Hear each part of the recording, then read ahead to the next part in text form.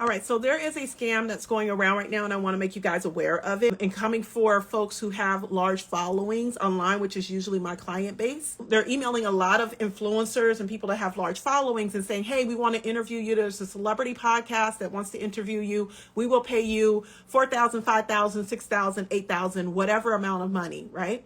And they're saying they're going to pay you for the interview. Here are a couple of different red flags you need to look for specifically. Number one, you need to look at the email address that the request is coming from. This is something standard that I do with all of my clients that have large brands. I look at the email address. I take, if it's a jessica@gmail.com, number one, I'm going and taking the full email address, and then I Google the email address. Usually with these folks, you will see that different folks have reported that they've been scammed by this email address, if in fact they do come up. Okay, so that's first and foremost. Secondly, if it doesn't come from a Gmail account and it comes from a jessica@bet.com, I usually take that, okay, it's safe to proceed. If it comes from a jessica@gmail.com, we got a problem. Let me go check them out and see where they're coming from and who they are. Okay, I usually do not respond to these immediately. I take a moment to do a bit more research and ask more questions and then move to step two. Okay, so that's first and foremost. You start off with the email address that it's coming from. I do this with brand pitches, podcast interviews. It doesn't matter. I start with the email address. I want to tell you guys some of the tactics that I do. I've realized that as I've been in this space, you guys, for like 8-9 years. Okay, I've seen it all. I've seen it all. And now I have certain protocols that I go through whenever someone sends in a request for either a podcast interview or a brand. And I can tell if it is coming from a scammer. I can tell. Okay. I can pretty much call it out.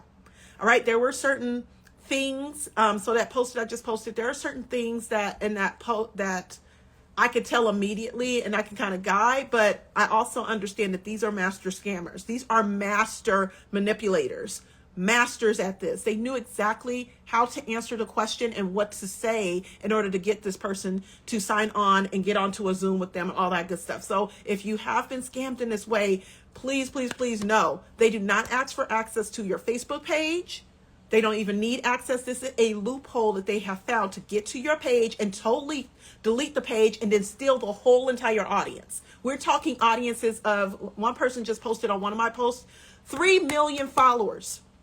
They are stealing and deleting pages with 3 million followers and taking the whole audience, and then they change the name of the page. They change the URL they change the name of the page. They change the title of the page, everything. And once they're in the back end of Facebook, they can kind of see a bit of the banking information and things to that effect. And if it's connected to an Instagram, what they're trying to do is take down your Facebook page and your Instagram. So anyway, back to the things you should be looking for. This is where y'all need to get y'all stuff tight. If you're using a Gmail address to conduct business, look, get it together, okay?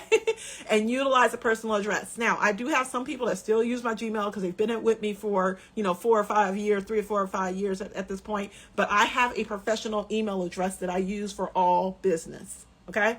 Y'all got to get it together, get a professional email address, just get it together.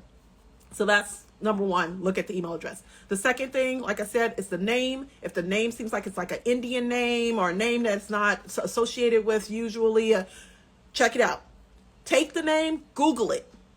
If you take the name and drop it into Google, it will save you so much of a headache. Hey there, Editing Jessica. So one thing I forgot to mention that I always do as well is I will take the name and I will go onto LinkedIn and put the name on LinkedIn. Now, on LinkedIn, you're usually going to see that folks have this particular role, or they say that they're an editor of a podcast, they help people with podcasts, something like that. So if I go and I take the person's name and I type it into LinkedIn and I'd see that they either don't have a LinkedIn profile, number one, or number two, they have a LinkedIn profile, but it says nothing to do with like a podcast or a media outlet, then I immediately take that as another red flag. So make sure you're also doing that additional step and going to LinkedIn to look to see if they even have a LinkedIn profile that shows that they are associated with the media outlet or the brand or individual that they're stating is going to conduct the podcast interview. Okay, so back to the video. Okay, thirdly, let's say the name checks out, the email address checks out, you don't see anything going on. Look at the links in the email.